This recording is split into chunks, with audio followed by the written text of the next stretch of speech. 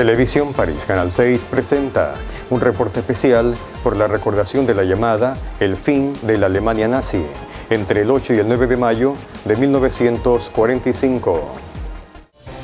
A principios de 1945, las fuerzas soviéticas rodeaban Berlín y los estadounidenses y británicos habían tomado la mayor parte de la Alemania occidental. Las tropas soviéticas en movimiento hacia el oeste se reunieron con las tropas aliadas que se desplazaban hacia el este en Torgau, a orillas del río Elba, el 26 de abril de 1945, en Cölln. Con Berlín sitiado, Hitler y los otros integrantes clave del régimen nazi se vieron obligados a vivir en la clandestinidad, refugiados en el Führerbunker, mientras que la superficie de Berlín fue constantemente bombardeada por el Ejército Rojo. Encerrado en su búnker subterráneo, Hitler se encontró cada vez más aislado y separado de la realidad, mostrando signos de trastorno mental cada vez más frecuentes, como accesos de ira e infantiles rabietas cuando se le informaba de la difícil situación que afrontaba el resto del Berlín alemán y las fuerzas armadas que allí se encontraban.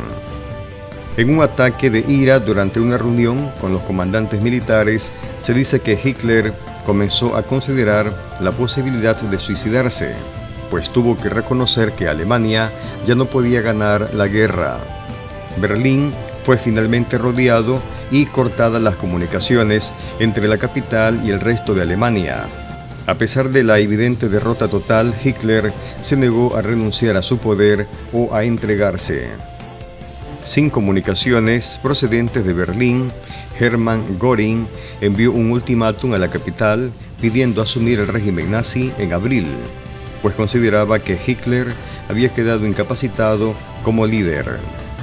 Al recibir el mensaje, Hitler ordenó airadamente la detención inmediata de Göring e hizo que un avión entregase el mensaje a Göring en Baviera.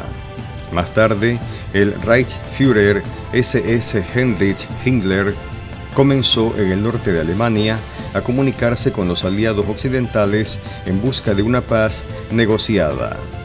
Hitler, una vez más, reaccionó violentamente a estos intentos y ordenó la detención y ejecución de Himmler.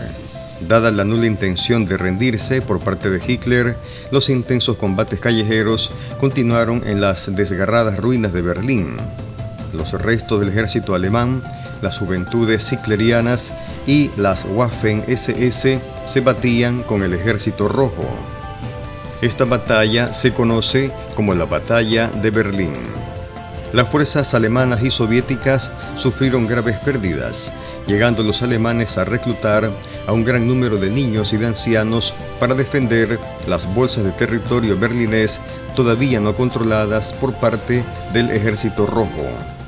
El 30 de abril de 1945, asolada la ciudad por la cruel batalla, Hitler se suicidó en su búnker subterráneo. 2 días después, el 2 de mayo, el general alemán Helmut Weidling se rindió incondicionalmente al general soviético Vasily Chuikov. Hitler fue sucedido por el almirante Karl Dönitz como presidente del Reich, mientras que Joseph Goebbels fue nombrado canciller del Reich, suicidándose tan solo un día más tarde.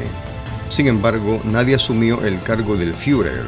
El gobierno de Dönitz, establecido cerca de la frontera danesa, solicitó sin éxito una paz con los aliados occidentales. Entre el 4 y el 8 de mayo de 1945, el resto de las Fuerzas Armadas alemanas, 2.5 millones de hombres, se rindieron incondicionalmente en toda Europa. Alemania, instrumento de entrega 1945. Finalmente, el mariscal Wilhelm Keitel capituló oficialmente ante el mariscal ruso Georgy Zhukov la noche del 8 al 9 de mayo de 1945. Era el fin de la Alemania nazi. Televisión París, Canal 6 presentó un reporte especial por la recordación de la llamada El fin de la Alemania nazi, entre el 8 y el 9 de mayo de 1945. Mario Muñoz Arévalo, Noti París, Canal 6.